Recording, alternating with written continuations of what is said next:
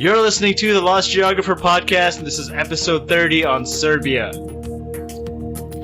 In our modern globalized society, understanding geography and culture is crucial if you want to succeed in life.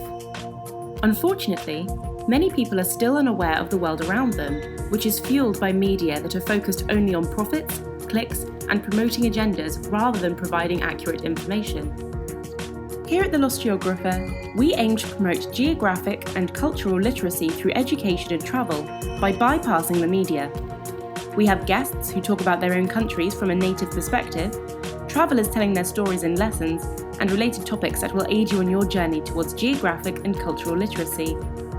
Get the raw, candid truth about the world we live in and understand your place in it. Because at the end of the day, it's your world. Own it.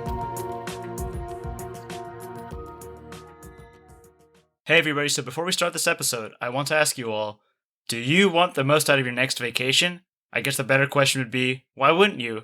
I mean, you've spent so much money already, and you really don't want to come home empty-handed and miss out on things that could have really made your vacation more fulfilling, personal, and memorable. Unfortunately, too many people make the mistake of using one-size-fits-all travel guides and take their advice that doesn't necessarily fit them as a person or their interests. As a result, they come back not having experienced everything that could have made their vacation much more personal, fulfilling, and memorable. So here at the Lost Geographer, we have a personalized vacation guide service where we make it all about you. We tailor it to your interests, your passions, and your hobbies so that you get the absolute most out of your next vacation. To learn more, visit www.thelostgeographer.net/personalized-vacation-guides. Hey everybody, welcome to the Lost Geographer Podcast, where our goal is to promote geographic and cultural literacy. It's your world, own it. I'm your host, Rohit Amruther, founder of the Lost Geographer, and as usual, you can find us at www.thelostgeographer.net. And yeah, we made it to episode 30, guys. It's just incredible, honestly. I didn't really know if I could make it this far, but I mean, we're here, and I'm excited to get started on this one, and I'm with Dušica from Serbia. How are you? I'm good. How are you? Good, thanks. So let's get started like we usually do on this podcast, and let's talk a little about you. So tell us a little bit about you, where you're from, and where all you've lived. So I'm an American currently, but I was born in Serbia, and I moved here when I was pretty young and due to the conflict. And since then, I've really mostly lived in America. I've spent a few months in various countries like China and Mexico and Canada. But for the most part, I've just been a nomad around the States. So where exactly in the States were you? Been in Pittsburgh your whole life, or? No, actually, when we first moved here, we lived in State College, which is where Penn State is. And there's nothing there other than Penn State. So my parents wanted to move pretty quickly thereafter, and then we moved to the Pittsburgh area, and then I moved to Orlando, and now I've moved to Tampa, and hopefully soon I'll move to Chicago. Yep. Chicago's where it's at. Yeah, definitely. I don't know if I've told all of you listeners, but I'm moving to Chicago in about a month, so yeah. So let's get started with talking about manners and etiquette. So what are some manners and etiquette that people in Serbia observe that you notice are unique to Serbia? People are definitely like a lot more open and vocal. So, and well, I don't know that these are necessarily things that are unique, but like a lot of European languages, they use the plural you, to be respectful, you know, and it was interesting to me because since I grew up only talking to people who like I was close with, I never had to use the formal version of you. So then when I went to Serbia, I was like, why are people talking to me in the plural? Like, I was very confused. It was really strange. It's interesting being someone who mostly grew up in America but is also Serbian, because you never really fit in either place, I guess. But I'm kind of straying from the topic. For the most part, the manners and things like that are very similar to other Eastern European countries. You're very blunt, but you're also like polite. It's not the same as the Western cultures, which I feel like are more distant.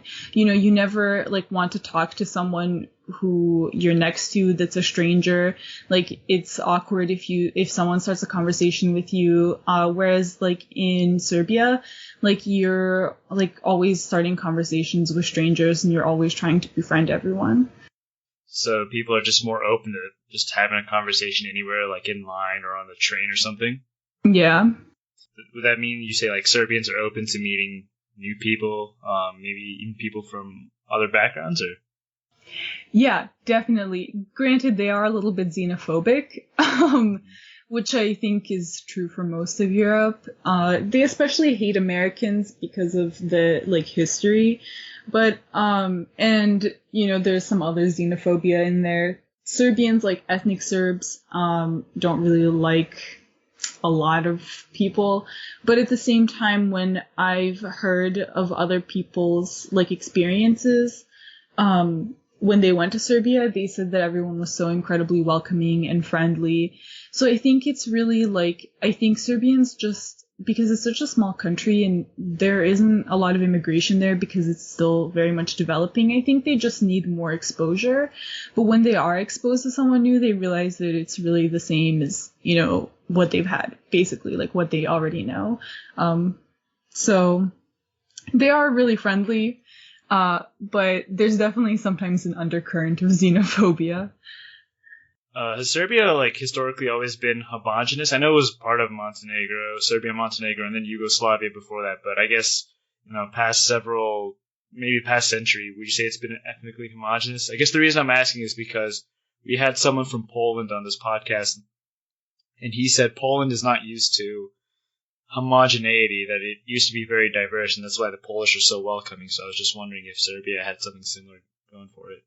That's a pretty complicated question, simply because Serbia, they're such very like deep-rooted ethnic identities in ex-Yugoslavia, but that doesn't necessarily mean that it's been homogenous. Like, we used to be like part of the Turkish Empire, you know, and then we were Yugoslavia, the Kingdom of Yugoslavia, and then that broke apart, and then we became the communist country of Yugoslavia, and then we broke apart again because of this like nationalistic thought that is present in some of the like ethnicities that were present in Yugoslavia. So like there was a time when Serbia and Greater Yugoslavia were all like very, very diverse in terms of, I guess,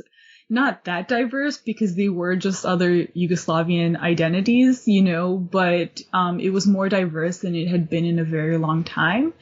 But then, you know, with Slobodan Milosevic and that whole thing, that kind of ended. So now it's like the people who were in Serbia that were like belonging to other ethnicities have moved out because of the war. So it's actually become more homogenous rather than less. Going back to something you said before, so talked about how it was part of the Turkish Empire as well, and so is there like a large Muslim population there as well? No, not necessarily. Mostly the Muslims are in Bosnia. Like the three main ethnicities are like Croat, Serb, and Bosniak. And so Bosniaks are generally identified as Muslim, even though Bosnia itself is pretty diverse and only a third of its population is Muslim. And then Croats are Catholic, and then Serbs are Serbian Orthodox. So for the most part, there aren't that many Muslims. Like there certainly are, but it's not like a, you know, overwhelming majority, or like it's just like maybe 10-12%. That's just a guess, but about that, I would say. Yeah, interesting talking about the Serbian culture and Serbian history. So let's move on to business. So, though you might not have too much experience talking about maybe doing business there, but from what you've experienced, what is the business climate like there? And if I were to do business with a Serbian, how would I proceed? Well, they're usually still like largely agricultural. Most of their economy is based on agriculture. Their business is still, a small part of the economy. But I'm not sure. I mean, they're definitely trying. There was a period in time where, when it was Yugoslavia, they started producing cars that are some of the worst cars ever made in history.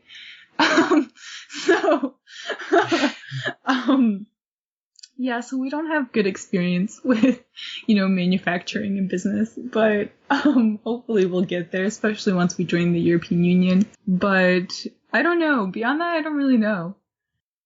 So let's say if I wanted to go do business over there, could I be very straightforward and honest with my negotiations? Yeah, I think right now, Serbia is trying really hard to kind of integrate itself into the larger Western culture so that it can become part of the European Union. So how you would do business in the rest of Europe, you would probably do business in Serbia the same way. All right, cool. So next topic is we'll talk a little bit about interesting cultural facts. I know we covered a few of these already in the section on manners and etiquette, but I was wondering if you had anything else about Serbian culture or its history that you think the audience would benefit from knowing about. We are very much carnivores, and one thing I think that is striking is that you always see Serbians posting pictures of the pig roast, which is a very big thing in our culture. But I feel like when people who aren't from that area see these pictures online that are just these dead pigs that have been impaled with a rod, they're like, oh my god, that's so grotesque, But for us, that's this huge celebration, and we always look forward to it, and it's always anytime there's a graduation or a birthday party or something like that, there has to be a pig roast or else you didn't do it right. Here it's a birthday cake, but there it's a pig roast. So yeah. Other than pig roast, I guess, and meat, what are some other cool dishes that come from Serbia? There's so many. Oh my god, there's stuffed cabbage, which I think is really delicious. And then there's one of my favorite things is ajvar, which is it's a pepper spread. So you kind of roast, you grill or roast peppers in the oven.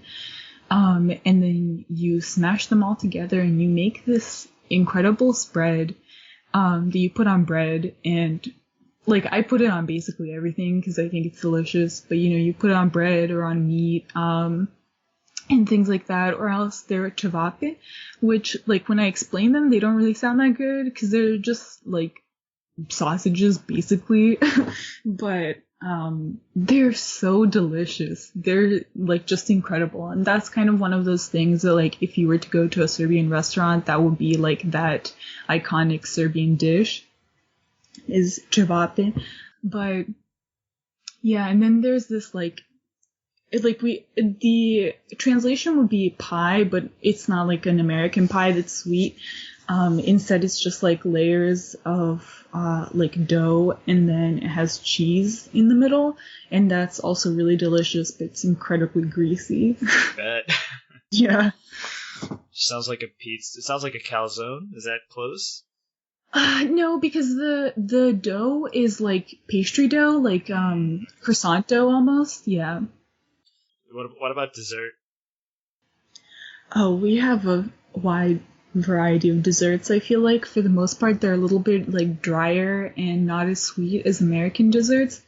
I feel American desserts are generally sweeter than the rest yeah of the world. But they're American desserts are very rich, but they're also moist. I don't know, in comparison. I feel like Serbian desserts generally don't retain as much water.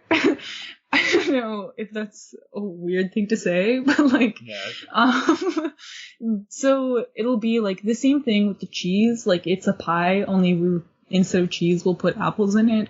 That's one thing that my mom really loves to make. And then also crepes. Crepes are a really big thing. Only they're called palacinke.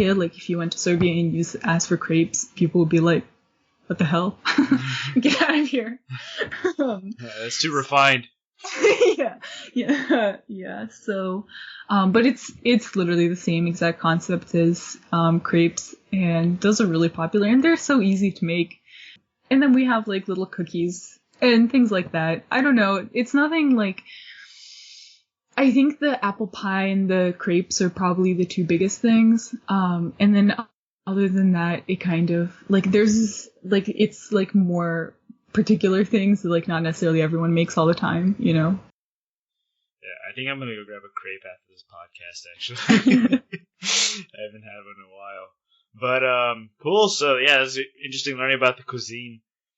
So I guess from all the cultures that you've experienced, so you said you've experienced Mexican, you've experienced Chinese, American, Serbian, Canadian. I guess how would you say that the cultures compare? Not necessarily better or worse, but just how are they different from your opinion? Well, the Chinese culture was definitely the one that was the most interesting and unique to me. That was also my first like experience, like actually traveling outside of a country that I'm super familiar with. Like I've been to Canada like maybe 20 or 30 times at this point. And obviously I've been in America a lot, in Serbia and Croatia. But traveling to China was that first like real experience where I got to see something genuinely new, and it was so different. It was so different, but it was interesting because the people there, you know, they like one of the first things they would ask me when they asked me what I thought of China was like, "Oh, there are a lot of people here, huh?" And I just thought that was interesting because there are a lot of people in China, but you can kind of tell it was interesting that that was the first thing that they would ask me every single time, you know, and it was just interesting because it seemed like because they were aware of the fact that there were a lot of people, they like cared less about each other, and like they would cut in line, and they were just like kind of rude to each other all the time, and there wasn't a lot of like regard for other people around you, especially in the city. Like the traffic was awful, but honestly I loved every single moment. Like I just thought it was so unique and cool, and like I loved the traffic even though it was complete chaos. Like there would be like 3 like lanes, and there would be 6 cars in those 3 lanes like next to each other, and I'm like, how is that possible? And then there were just like these little bicycles zooming around everywhere. It was just wild, and it was so incredible. It was like the perfect chaos. I really, really enjoyed it, and the food was so good. And just like you said, how in Poland you felt like you lived like a king off of like a pauper's income, like that's how it was in China. Like you could just buy anything, you know, like it was like, and the best part was that the things that you buy here for like, where you have to pay because like of the import fees and like the like distributor fees and, you know, like all of this stuff, like you get there like for like dirt cheap. Like you can get these super cool t-shirts for like $3, you know.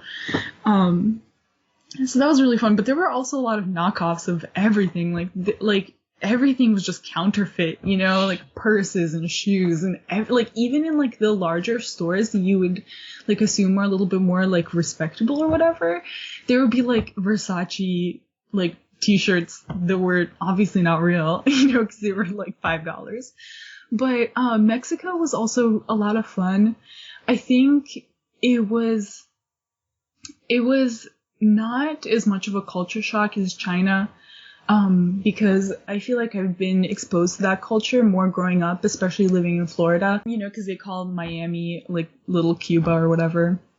So that one was, but it was interesting because I felt like, unlike China where it was a lot of pollution, I felt like when you walked like down the streets of Mexico, like there was just this beautiful aroma, and like it was like the whole country was perfumed, you know, and like it just always smelled so good. I mean, I'm assuming it's the flowers, I don't know what it was, but like it was the food. I mean, the food smelled good too, but obviously that wasn't everywhere you went, but like there was this just like, it was like a perfume, you know. And then that was really fun, and it was so vibrant and colorful, and it also had a little bit of that chaos that I loved in China. And it was interesting because, like, in China, like, since I was living with a family that was, like, really well off, I didn't really get to see a lot of that, like, struggle of the developing country. Whereas in Mexico, I really got to see a lot more of that, like, those growing pains and, like, the, like, people who were obviously struggling, you know. So that was kind of interesting. Like, I actually got to see people living in basically straw houses, you know, and that was a really interesting thing to see. But yeah, and then in terms of Canada, Canada is like a cooler America. Like, everyone is so nice, and I love their little accents. And I don't know what is in their water, but like, it really isn't a stereotype. Like, I really feel like every single Canadian that I've ever met is just so nice. It's disgusting almost. You think they're hiding something? Yeah, exactly. Even like my family, like, I have family in Canada, and that's why I've been there so much. But like, they're Serbians, and like, we're innately rude, you know. Like, we're not nice people. Like, we are, but like, we're blunt and straightforward, and like, not always well mannered, you know. And like, they're just so polite and sweet, and like, they always say thank you, and I'm just like, who are you? Are you related to me? Yeah, exactly. Alright, so yeah, this is very good, just detailing your experiences all over based on where you grew up and where you're from and all that. That's cool. So, I guess now it's time to ask you, what would you say is your favorite thing about your country? What makes you most proud to be Serbian? It's hard to name just one thing, you know. It seems like it's like one moment there's something that like you hate about your culture, and then the next moment you realize like how great of a trait that is. You know, like, I really love the fact that they are really straightforward. Like, there aren't as many mind games. No one's really gonna be like, oh, I love your dress, and then be like, oh, I hate her dress, it's so ugly. You know, they'll be like, your dress is kind of ugly. You know. And like, I really appreciate that. I think that something America doesn't value as much as, you know, honesty. And like, I want to know if my dress is ugly. You know what I mean? Like, it is doing the world a good if you tell someone that what they're doing or like how they're living their life is not good for anyone around them, you know? So you guys take criticism constructively? Yeah. And the one thing that I think I really miss the most is that it's like a very laid back atmosphere. You know, like, you'll work when you work, you know, and then the rest of the time you're just gonna enjoy yourself, and that's it. Like, there's no rush to get anywhere. Like, you go to a cafe and you just hang out with your friends for like 5 hours. It doesn't matter. You have nowhere to go, you know. Granted, a lot of people are unemployed, so that's probably why they don't have anywhere to go. But you know, it's just like, it's like very like welcoming and like warm atmosphere. Like, you feel happy. Granted, obviously not everyone feels that way, because there are a lot of people who are unemployed or like working jobs where they can barely support their family. But I fortunately have the privilege of not having that problem. So when I go there, like, all I experience is like the fun, you know. But like, I feel like in America, it's always like very fast paced, you know. It's like, first I'm going to go here, then I'm going to go here, then I'm going to go here, you know. And it's never like, oh, like, let's spend just a little bit more time hanging out. So I think that's one of the things that I definitely miss the most. And also the food. Always food. Yeah. So, I guess going off of that, what would you say is the most underrated aspect about Serbia? What do you feel like Serbia doesn't get enough credit for that you think it should? I don't know. I feel like it's such a small country, and the one thing that people always know about Serbia is like, one, it started a world war.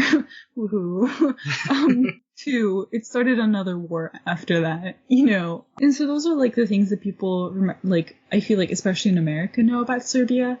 And whereas like, there's just so much more. Like, yeah, sometimes Serbians can be a little temperamental, but like, I think people like are so like focused on those like ugly things that have happened in our history that they don't take the time to appreciate like the true beauty of the culture and like how it's developed, and like all of the hardships that we've gone through have really like made us stronger and can like only make a culture more unique and, you know, give it more depth. But it's important to like focus on the culture and not the hardships.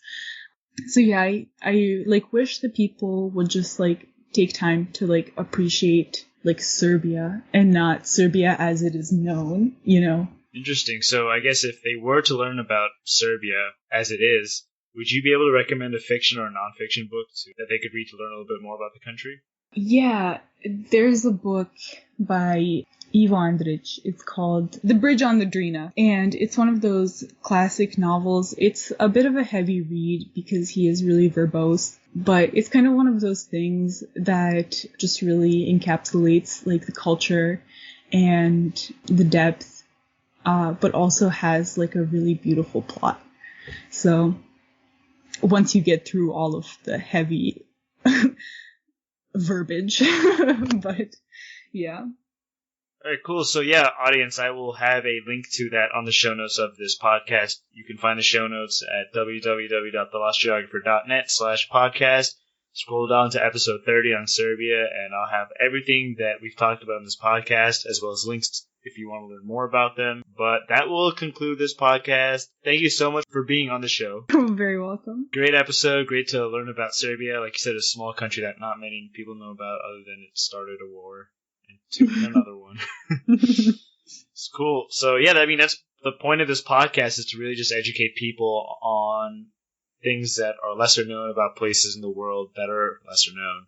So I'm glad that we were able to get this information from you, because it was definitely very valuable. And again, I'm still in awe that we're on episode 30. So that's 30 down and plenty more to come. And to the audience, stay tuned next week for another episode of the Lost Geographer Podcast. And remember, until then, it's your world, own it. Thank you for listening to this week's episode of the Lost Geographer Podcast. Remember to tune in next week for another episode to aid you on your journey towards geographic and cultural literacy. In order to help spread the word, please rate, review, subscribe, and share the podcast so that we can help create a new wave of understanding in our world. Remember, it's your world. Own it.